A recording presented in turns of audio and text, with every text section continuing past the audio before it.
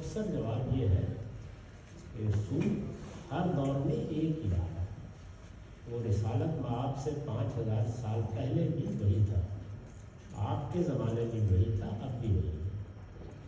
سود یہ ہے کہ آپ قرض پر نفع کا مطالبہ کریں۔ اللہ تعالیٰ نے جو اخلاقیات ہمیں سکھائی ہے اس میں قرض کوئی کاروباری معاملہ نہیں ہے، قرض چیریٹی ہے۔ ایک شخص آپ کے پاس اپنی کوئی ضرورت لے کے آ گیا ہے، وہ کوئی ذاتی ضرورت بھی ہو سکتی ہے یا کاروباری ضرورت بھی ہو سکتی ہے، اس نے آپ سے روپیہ مانگا ہے، قرض چاہا ہے۔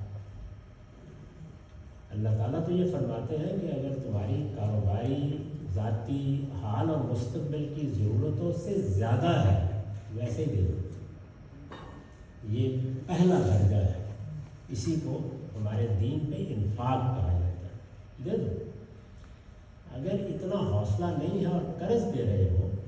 تو اس کو بھی مدد سمجھو، اپنے بھائی کی چیریٹی سمجھو،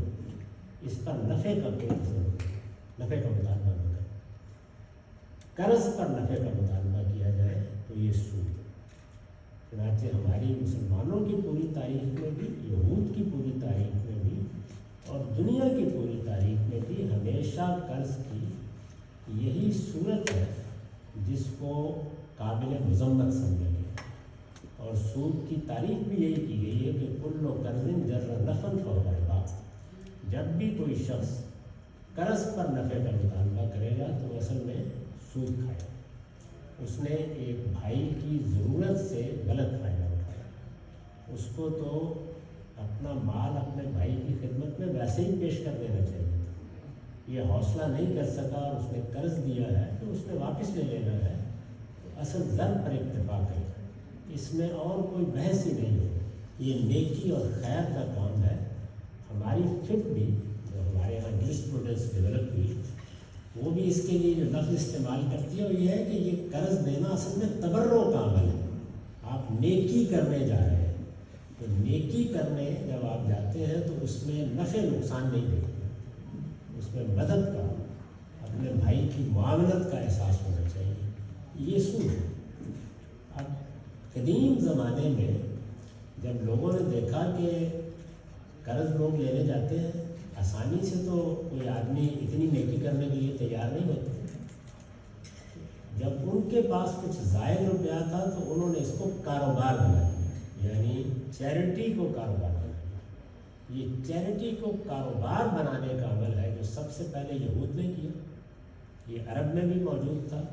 اور یہی اصل میں بینک کی تاریخ، یعنی بینک کیا تھا اس وقت بینک وہ نہیں ہے۔ بینک کیا تھا؟ بینک اصل میں ایک نیکی، خیر، تبرع کے عمل کو کاروبار بنانے کے گناہ کا ارتکاب تھا، اور ایسے ہی بنا ہی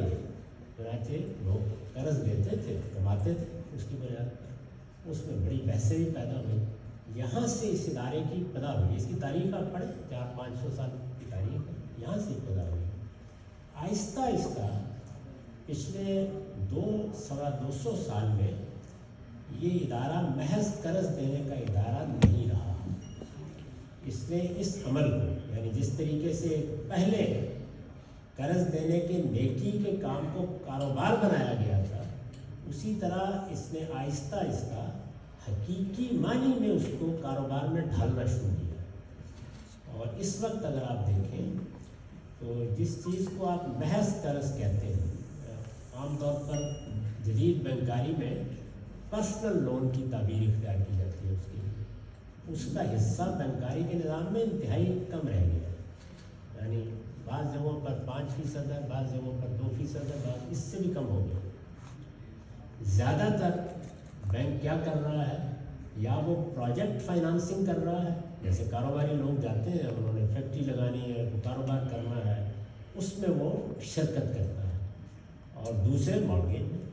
یعنی بڑے پیمانے پر وہ بیع و شراء کر رہا ہے، خرید و فروخت کر رہا ہے، لیکن چونکہ اس کی ابتدا وہاں سے ہوئی ہے، عرفان ملک ٹورنٹو 360، وہ ہر جگہ منی لینڈنگ، بورنگ اور لون کی اصطلاح استعمال کرتا ہے، یعنی اس سے جان نہیں چھڑا سکتا۔ تو نتیجے کے طور پر اب ایک गलत काम या नाजायज़ काम और बहुत बड़े पैमाने का जायज़ काम दोनों ने मुआनका कर दिया। मौजूदा बैंकारी की तस्वीर ये है। तो इस वजह से हम इनसे क्या कहते हैं, हम ये कहते हैं कि एक तरफ हमारे पुराने उलमा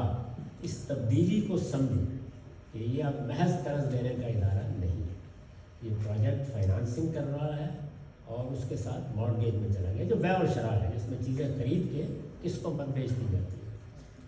इसको अलग समझें और इसको अलग प्लेस करें कि ये तो बिल्कुल जायज़ काम है। और दूसरा मसला क्या है कि बैंक और बैंकों को चलाने वाले इस पर गौर करें कि वो कर्ज की इस ताबीर से निजात हासिल करें। वैसे मैंने अपने बाद आर्टिकल्स में ये कहा है कि प्रोजेक्ट फाइनेंसिंग को आप प्रिंसिपल सिक्योर्ड फाइनेंसिंग का नाम दें, वो हकीकत में ये है, लेकिन आप उसको जब लोन कहते हैं तो जाहिर है कि उसके ऊपर फिर वही हुक्म लगना शुरू हो जाता है। इसी इख्तलात की वजह से अगर आप आलम इस्लाम का जायज़ा लें तो पिछले 100-125 साल में बर्रे सगीर के इल्म में पुरानी इसकी हैसियत को सामने रख कर इसकी तब्दीलियों को कबूल करने से इनकार किया है और इसको हराम करा दिया। वो आज भी यही कहेंगे। और मिस्र और शाम के उलमा ने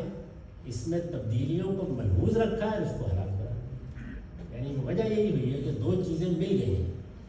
मेरे नज़दीक ये अब ना मुतलकन हलाल है ना मुतलकन हराम है, ये अब मुश्तबिहात में से,